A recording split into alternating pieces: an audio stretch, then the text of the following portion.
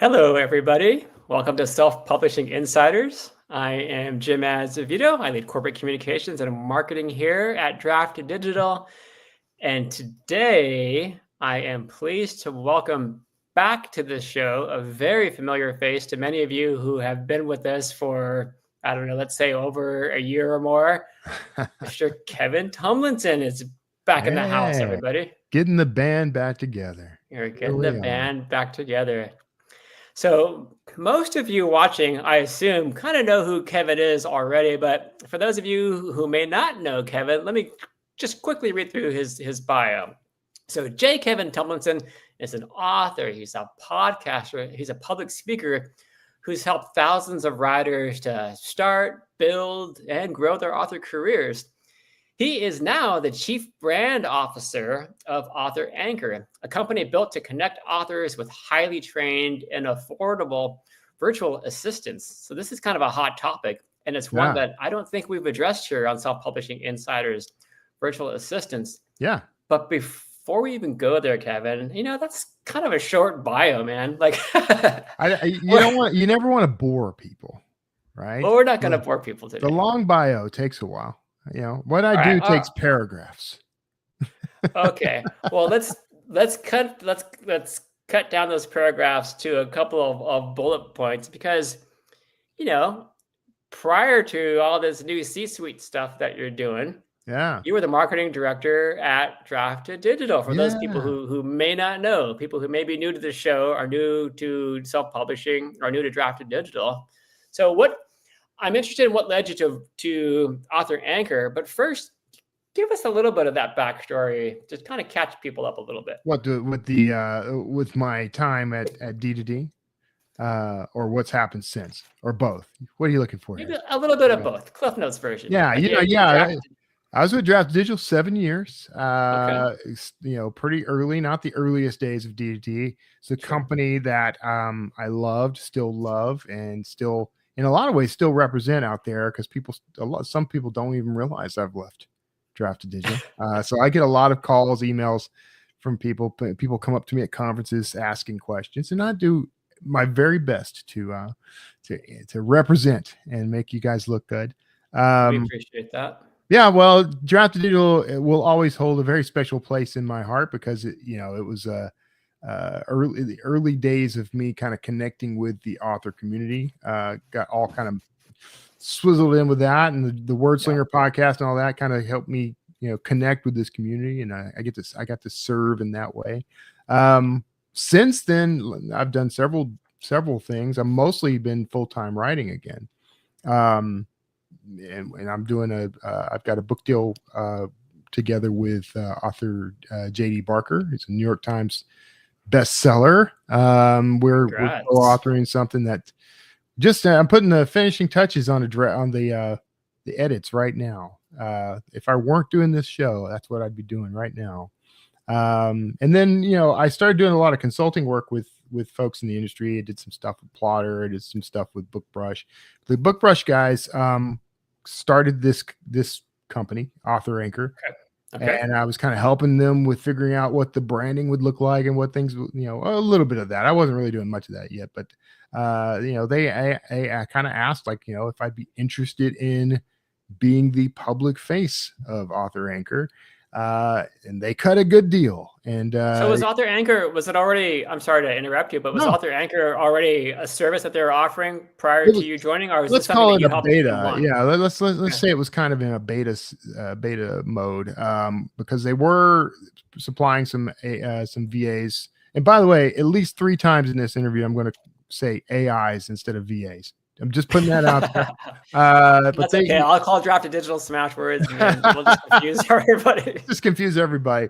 So they were already supplying VAs to some folks in the industry. And the origin story of this is they were using VAs from the Philippines to build this business, to build the BookBrush business. Okay, that's interesting. And what they had was a lot of authors would come around. BookBrush offers a lot of marketing services, and so they have a lot of authors come around asking for some done for you marketing. And the reality of this is there's just no good business model for done for you marketing in this business in particular. Because it's nothing that's affordable for both the author and profitable for the company. There's just no real good model unless you are helping the author connect with a dedicated resource. And so, if you're going to do that, you want that resource to be highly trained. You want them to be knowledgeable about all things related to your industry and your business. So, we had all these VAs that were already trained in this stuff, especially one of our favorite tools, which is BookBrush, but trained in doing things like using Drafted Digital, using Vellum. So we started opening that up and allowing authors to hire these VAs. We worked out some kinks and we launched, I came on board to start representing them in February, and there was official launch in March, and then we've been rocking and rolling since then. So help supply the needs of the author community. That's really exciting. There are some newer authors who watch this show, so I don't want to assume that they know what a virtual assistant is. Yeah. Can you talk about what a virtual assistant is, what they do? Because I know that's kind of a wide range. And then maybe if you can touch upon what level of authors should start considering virtual assistants. Yeah.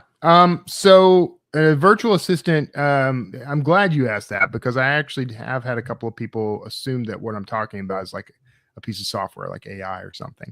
But these are real living, breathing human beings. We source our VAs from the Philippines, and they are highly trained individuals. You can hire a VA from, a service like Fiverr or something, but they're not typically going to be versed in what you do, so there might be a lot more training involved. There's always going to be a certain level of training involved, but these are assistants who will know at least some of the rudiments of your business, maybe not your business specifically, but the industry you're in.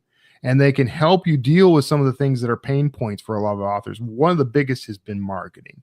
So they can help you with getting out there, marketing your work, getting it in front of people. They can help manage your newsletter if you want. They can help manage social media. All these things that, basically we authors complain all the time that all we want to do is just write. And so a VA is someone who's there to help you get to the point where that's what you do. Not everybody wants to hand off everything. Some people love doing social media. Some people love doing TikTok and things like that. I can't stand any of that. So I want to hand that stuff off. But that's the key, right? Is the whole point of bringing on a resource to help you is to hand off the stuff you hate. It's kind of a joke, but it's true. I tell people when there's a discovery call you do with us to help you get involved and get you could set that up. We have a link that you'll see later, but I tell people to go into that call with two lists. And list number one is, here's everything that I have to do as part of my business that I hate and never want to do again. That's list number one. And list number two is, here's a whole bunch of stuff that I'm told I need to be able to do. I wish I could do. I wish I was more knowledgeable in, but I don't have the time to do it because I'm too busy just writing the books. So you go in with both those lists, and we have people who will help you find a virtual assistant who, if they don't already have those skill sets, we're going to get you as close as possible and make it easier for them to pick those skills up. Because we have mandatory training every month. They train on something new every month. So 1 month might be Kickstarter, 1 month might be Drafted Digital, 1 month might be Shopify. Every month we do that, and we have some sort of continual and ongoing stuff to make sure. That's interesting. Yeah. So the VAs that you have, they're not focused on one particular area. Like there's not one VA who just does social media. There's not one VA who just focuses on Kickstarters. They're all required to have these skills across the board? Well, not everyone's going to, right? And the fact is, they're going to have their strengths. We've got some VAs who are excellent with Kickstarter, for example. Okay. And some who couldn't, run a Kickstarter if that's the only thing that's going to save their life, right? But we try to get them at least versant in those things. So here's the key, though: like, you're not going to need every one of these skills all the time, especially from one person. There's going to be principal things that you want to be able to hand off, right? That will make your life and business easier. So, social media is one we hear a lot. Like, I don't want to manage social media. I don't want to create videos. You can get a VA who's skilled at video editing, for example, skilled at producing social media posts, scheduling those. You can have them do the posting, scheduling, and all that, the creation and all that. You could also have them interact on your behalf if you want, if you were trying to up your engagement, but you don't like doing that. So the key, though, is we keep this thing so inexpensive that, and that's a relative thing, but let's just say it's inexpensive enough that for a lot of authors, if you hired a VA as your sort of general VA to take care of some things on a regular basis, and then you have a special need, like, I want to run a Kickstarter next month, and so I need somebody who understands how to, build and promote and operate a successful Kickstarter. You can request someone as an additional resource. There's no contracts or anything, so you're only on the hook for the time that you're using them. And there's a monthly platform fee that we charge. It's like $99. Which you can get the first month $50 off with a special promo link that we'll share. But it's so that's the base fee. And then what we did was set it up so that you're paying the VAs themselves directly their rate, and it's $5 an hour. That's the minimum. You can pay more if you want, and there's reasons why you might want to. And then it's a minimum 10 hours a week. So your total overhead is effectively, $300 a month, $299 a month. And that can go up if you need them for more hours. But there's reasons sometimes you might want to pay more or pay bonuses or pay things like that. But for the most part, that's not going to be for everybody. I know, like, not every author can afford $300 a month. So we're talking about authors who are established. They've got some books to their name circulating out in the world. And here's the rule of thumb, man. You should never bring someone on as an employee or contractor and then try to justify the expense. That should never be the way you operate. It should always be, if I bring someone on, it will help me increase my bottom line. I just want to bring up this quick question from Layla. He says, at what point in your author career should you start considering a VA? I'd say as soon as you reach a point where you say, I am currently limited on how much money I can make as an author because all my time is being spent on these other tasks. That would be a good time to start thinking about it. A lot of people will pay much more than $300 a month for marketing and other marketing related things, right? But they're pulling in. Right. So you can actually have a resource who works directly with you, gets to know you specifically, your voice, your business. You work with them, train them, get them to a point where you can trust them with all this, and they can go off and do that stuff on your behalf. That might be worth the $300. And since there's no contract, if it turns out it's not worth the $300, then next month you just don't do it. Okay. So I'm curious, why the Philippines? And is everybody sourced from the Philippines? Do you have any workers who are domestic? Why the Philippines? So the interesting thing about the Philippines, they actually, that whole culture is kind of, there's a sort of remote work culture there, right? So like my VA, one of my VAs, she was getting her master's degree, things like that. The way it all works is that they're working kind of in off hours. They can kind of work your schedule. We chose the Philippines because one, the exchange rate between US dollar and the Filipino peso is like 50 to 1. And so they get a pretty good, the $5 that you're spending per hour is worth much more for them. And so they, they can stretch that further. Like my VA was putting her way through grad school, paying for an apartment. I think she was the first person in her family to own a car, things like that. So these are what seems like small money to us ends up being big money for them. But it's also just there's a kind of support network for that as an industry there, because they're almost indoctrinated into that kind of work. It's certainly it's work they can do that doesn't put them at risk, doesn't put them in some dangerous scenario, and it's actually quite comfortable. So we don't source any VAs from anywhere else. We just decided to focus exclusively on that region. There's certainly VAs available all over the place, but this is the experience we have.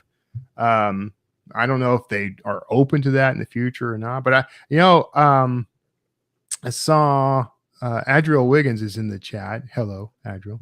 I think I got your name right that time. So maybe she'll correct me because we've had this discussion, but if I got it wrong, I apologize. But she's a VA. She's a pro. She's, definitely someone you should hire if you can. Her rates are going to be higher than what we're charging, but see, that's a specialized relationship there. And I don't think she's actually taking on clients right now. I think she's got a full docket, but we've been talking and still wrong. Adriel. See, I told you I have a family member. Okay. Anyway, long story. Sorry, Adriel. Anyway, she's got her business down. She could potentially use some of our VAs to kind of help take the workload off of her shoulders as well.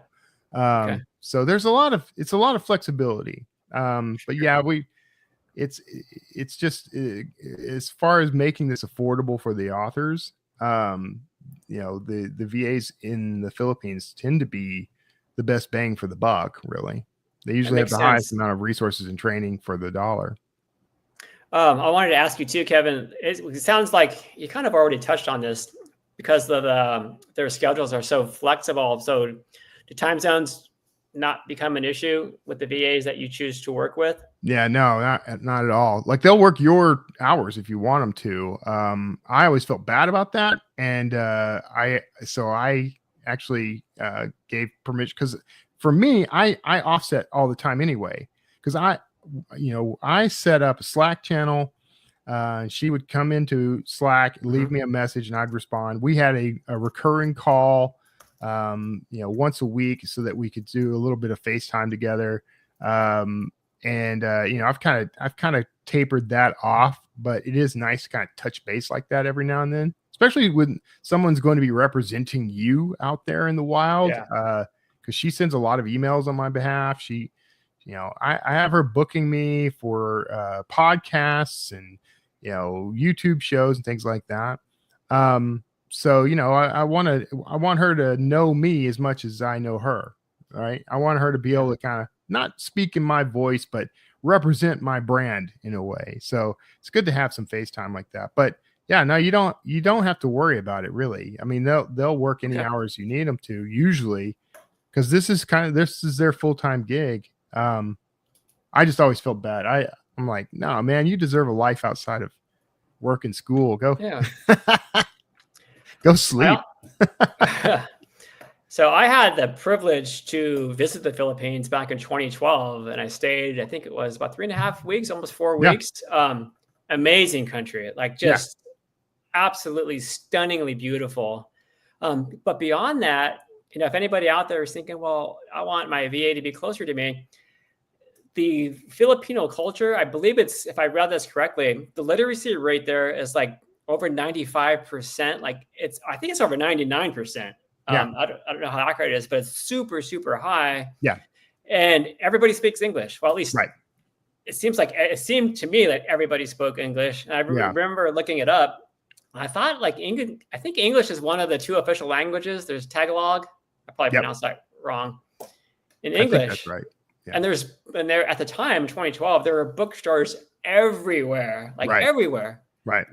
So it's a very we have there's certain criteria. Yeah, they have to be proficient both written and spoken English. And so far I haven't met a VA from the service that isn't. And there's other certain, they got to be be able to use the software and have access to the internet. And there's some basic rules there. But we do some vetting, and there are times. How do you do that vetting? How do you do? Can we talk about that a little bit? Yeah, it's like it's kind of like an ongoing interview process, with check-ins. They have pretty much weekly check-ins.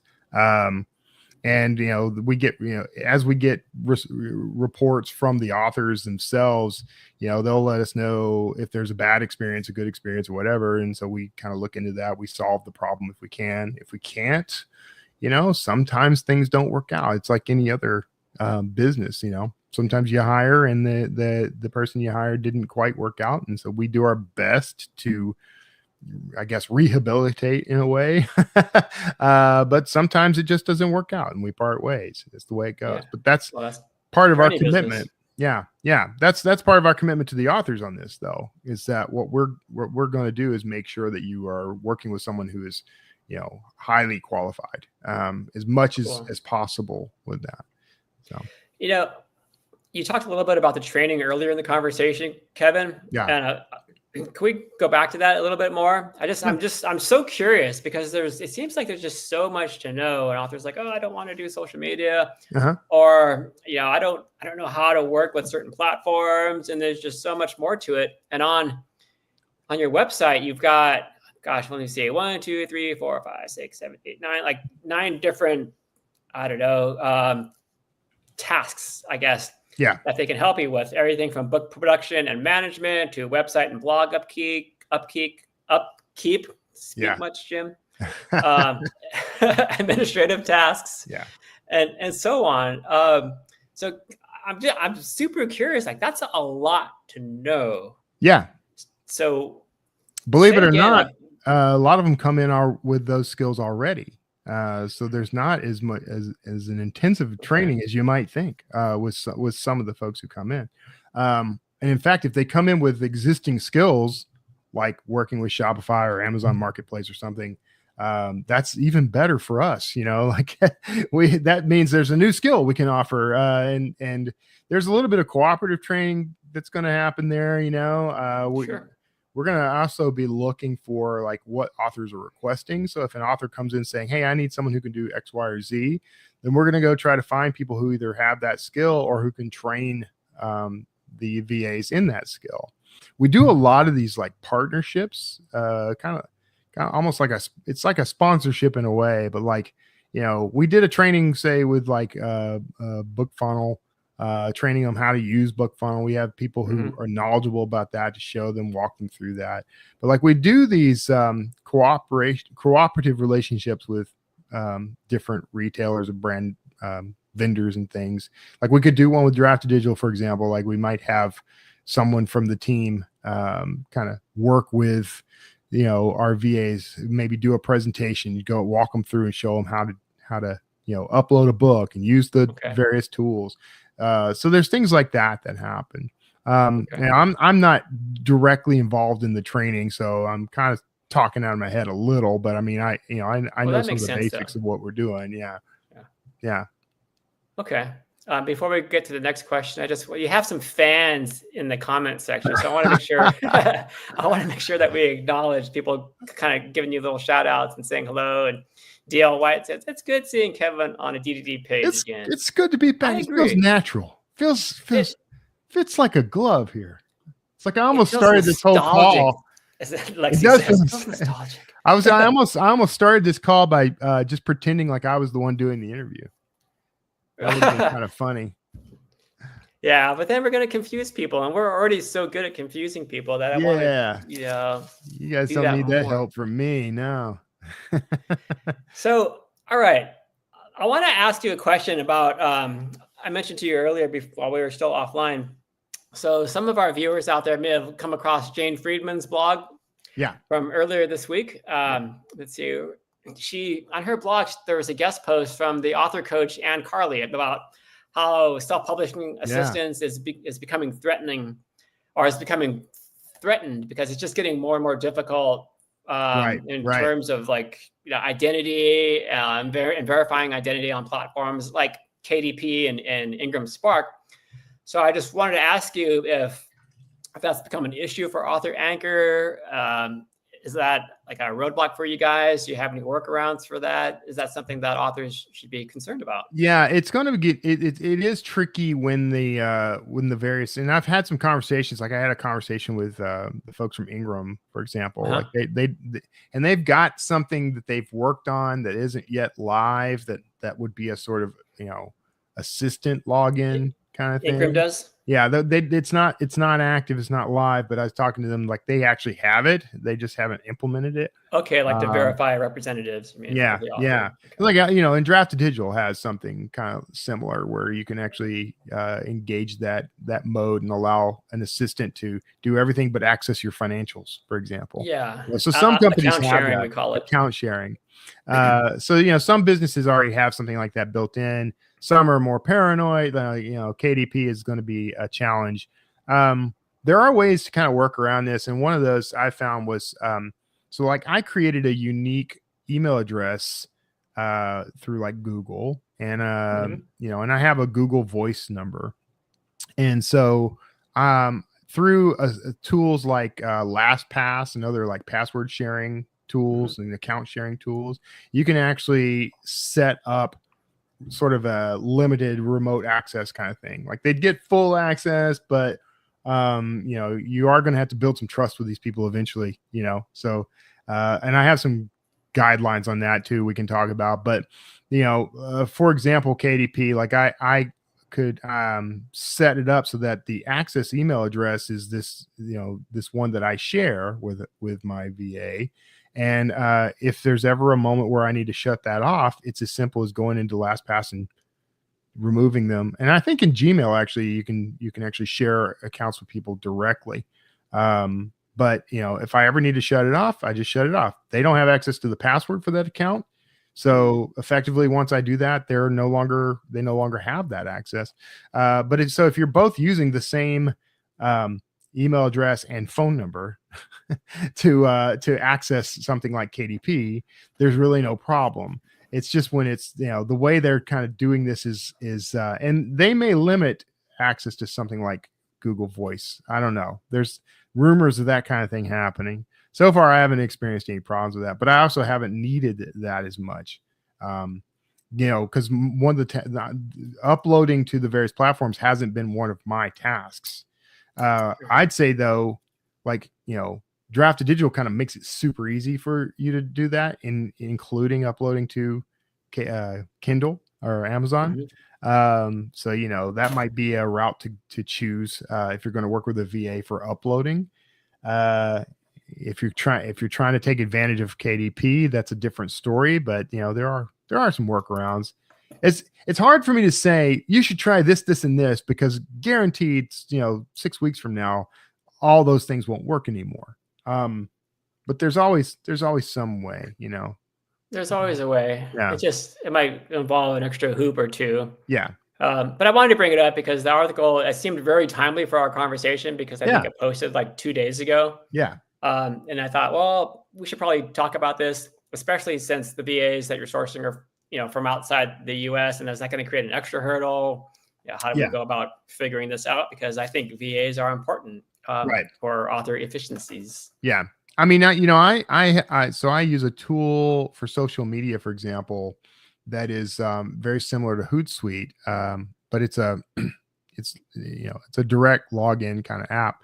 I was able to create a separate account for my VA and share the account without sharing any of the login credentials.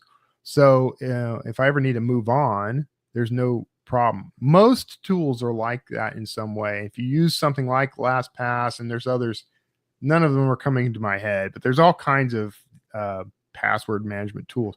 I was actually able to share through LastPass credit card information. So and I gave access to like my accounts and things on like my preferred airline and my preferred hotel and things like that. And so my VA was actually able to book me a flight and hotel and use my credit card to pay for it. without ever having direct access to any of that information. So there are tools out there that will make that happen for you. Just be prepared, because you are probably going to have to, whatever it is you use, you're probably going to have to change. Because it's just the way the world works. It's not in the decade that's been 2025. Yeah. Things are just moving very quickly. Yes, exactly, Beth. Things are always changing. And it seems like that rate of change is just getting faster and faster and faster. And I don't know, I was going to say we're all spun out of our heads trying to keep up. Maybe it's just me who's spun out of my head. No, you're not alone. You're not alone, which is why Author Anchor actually exists. Because, that's the other thing you can do is sort of outsource your anxiety over keeping up with things in the industry. Like, you can have your VA become the person who learns about the latest new thing and helps you, ease into it, rather than you constantly chasing this stuff. That's that's a big draw. It's a big draw for me. Like I talked about, we just want to write. The just right idea. You kind of get told that you can't do that, because you got to treat it like a business.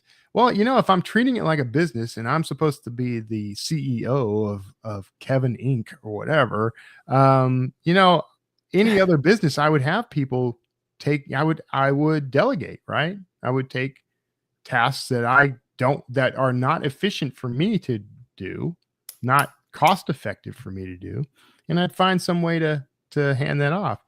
The other side is, by the way, because AI is always a question, and it's really funny because I've had occasionally I'll talk to people about this whole thing, and they're like, well, what's to stop them from just going and using AI to do it? I'm like, you want them to go use AI to do it. Yeah, use the tools. Right. Yeah. Use those tools, because here's what's happening. You're paying them by the hour, right? If they can find a way to make that hour more efficient, like they can do 10 times as much in that hour, then why would you not want them to use AI to do that? So that's a really good point. Yeah. That's an excellent point.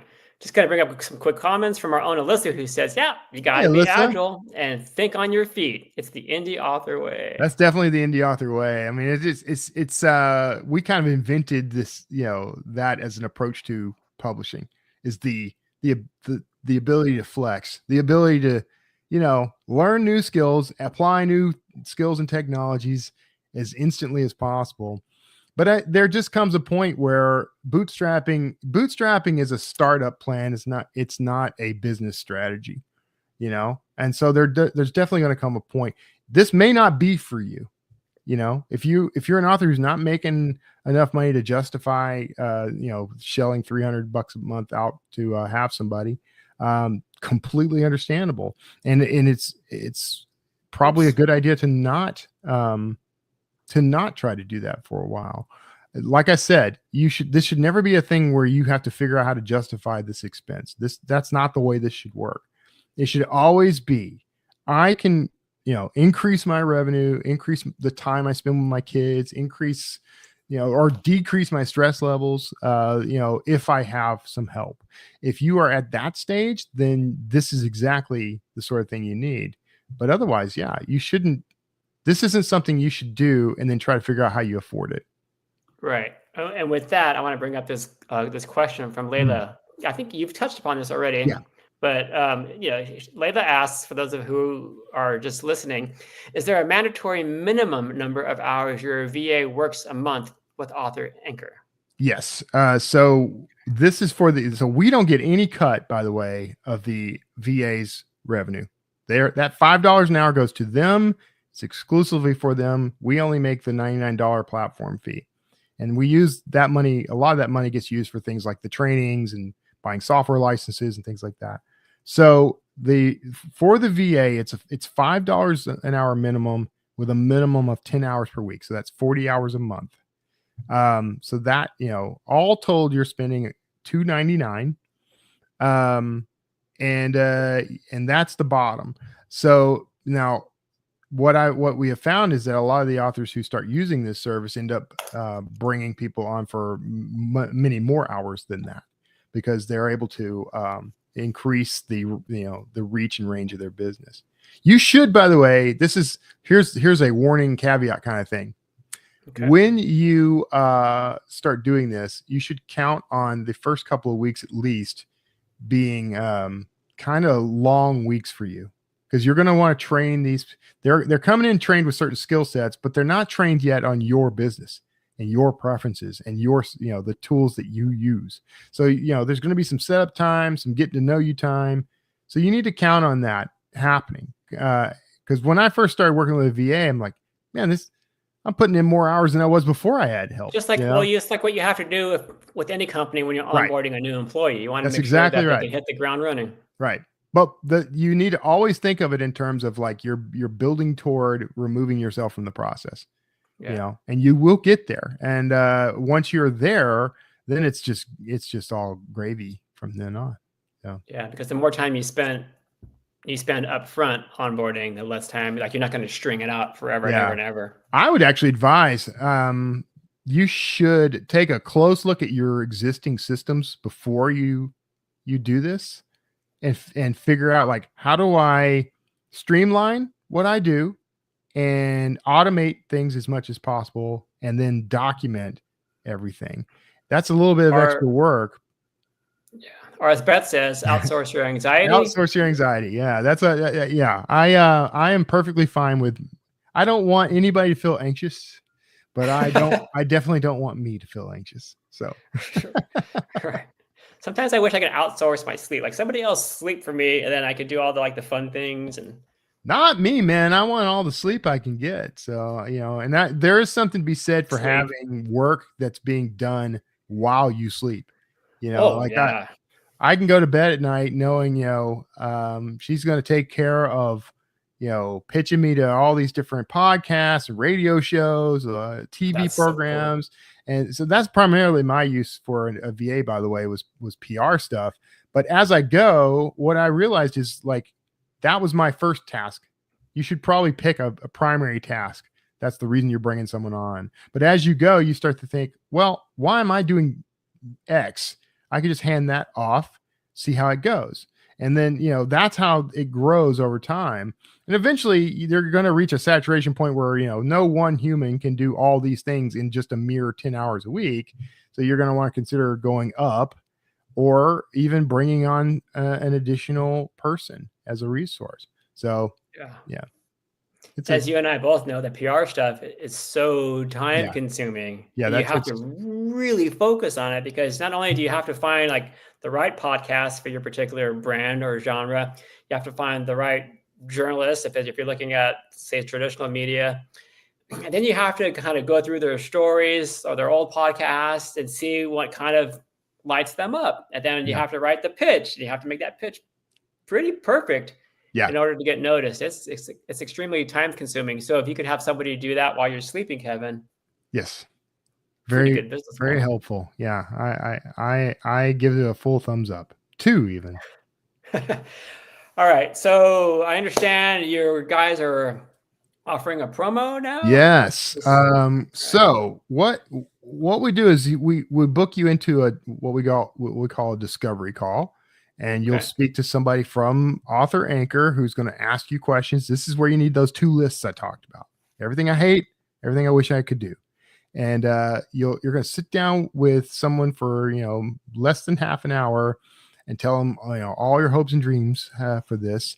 And let me put up the link now. Yep. If you go to authoranchor.com/promo, that's where you can set up that call. If you use that URL, and you end up doing this, a paid version of this for at least a month, you can actually get $50 off of that first month. And since there's no contracts, so that means instead of $2.99, it's like $2.49 for the first month. And since there's no contract, if you get to the end of the month and it's just not working for you, then it was a $250 investment, and you can kind of go on with your life. I would recommend trying it out for at least 2 months. But go in, be, kind of be organized about it, have your lists, And again, this is for authors who can earn that money back through their book sales, not for like the first time debut author. So yeah, I wouldn't do this. Yeah, I wouldn't recommend this for somebody if if you're brand new, you haven't even published yet. Now, if you've got the resources, if you've got the money to do that, I mean, you could actually, if you've got a little bit of disposable income that you feel comfortable putting towards having someone help you, they don't have to do just author related stuff, by the way. Like they can help you out with all kinds of things, anything that can be done remotely. That also not your laundry legal. And walking the dogs. Now they could do your laundry. It's just the shipping costs are what kill you. Oh, okay. But yeah, you could have this, just about any remote task done on your behalf. So yeah, it's just a matter of, is it something affordable for you? Is it something that's going to help you improve your business? Either improve your revenue chances or improve the time that you want to spend on other things. And for most authors, that's time they want to spend on their writing. So, yeah, I'm listening to all this and I'm thinking, gosh, a little side story. I remember a few years ago, there was a guy who got busted because he worked for a software company and he was outsourcing all of his code work to. He was outsourcing a ton. I know. And I started thinking about them like, well, they shouldn't fire that guy. They should promote him. They should make that guy like a director or something in that company, because this is what's coming next for all industries. Is we already know outsourcing is a thing, but specialized outsourcing, especially having a pool of people who are specialized for your specific industry. There isn't anyone else doing this sort of thing specifically for authors, unless it's Adriel and some other. She's a genius, and she's not taking on new clients, so you can't have her. She'll do your editing. She'll edit your book. She's like, wait a second. I definitely want to plug her because she's excellent. She's a wonderful person, but she's doing editing and that sort of thing. She's not going to do your VA work. Is she on the advisory board to Author Anchor? She's not. She has no affiliation, no direct affiliation. All right, so Adriel is going to become an official advisory board member. Yeah, Author Anchor. You heard it here first. We are talking. I have been talking to her about some things that we can do, but. You can't always have the top option, but that doesn't mean you can't get top level work. You just gotta be a little open-minded and a little flexible, and then you can find people. I mean, the first VA I ever had did not work out, and I paid a lot more than $5 an hour. I was paying like $50 an hour. One of the things I asked her to do was like, give me a list. This was early days. Give me a list. This was not with Author Anchor, by the way. Give me a list of every writing related podcast. Mm-hmm. And she went and searched Google and gave me like the first page of search results on Google, and fully 3 of the podcasts were mine. So really, yeah, she never vetted, never checked. So that's the thing, that you want people who are trained to have their strengths need to be in your industry and meet the needs that you have, and you got to vet them, and we take care of I'm going to say 80% of the vetting for you, so that you get somebody who's going to work for your business. Perfect. Yeah, and this is it's not necessarily a new idea here either.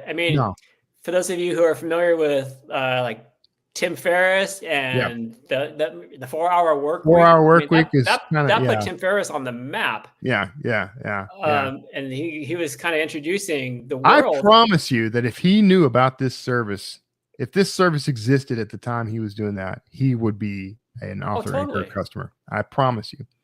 And I'm forgetting the name of the author who wrote The Art of Nonconformity, another book along that same vein that I loved. Is that Chris Guillebeau? Yes, thank you. Yeah. So yes, another one we of the business follow. Because at that time when I read both of those books, I was still in the tech industry, just having my soul sucked out of my body. Right. There's got to be a better way here. As a matter of fact, he'll kill me if I mention this, but I had a long conversation with a buddy of mine, really close friend of mine last night, who was just completely stressed out over the amount of hours that he's working. He's a high-level guy at a company that everybody here has heard of, 2 young children, who is just stressed to the gills. So I'm just trying to underscore here that if you have the means to maybe take away some of your workload so you can focus on the good stuff, Yeah. then I would encourage you to do that if you're at a level now in your career that you can afford it. Yeah, $300 is and I'm not going to make statements like it's cheap, it's paltry, or whatever, because for some people, $300 is the difference between paying rent and not having Absolutely. a home, right? So I totally get that, but for a large number of people out there, this $300 would actually free you up to increase what you're doing.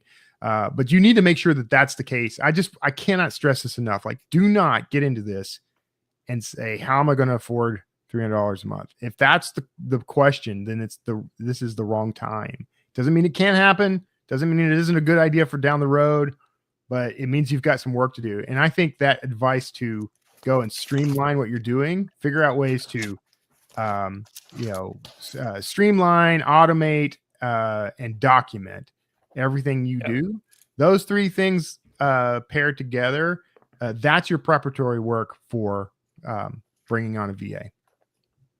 If you can do that, then it means you can make your business more efficient and get more out of it.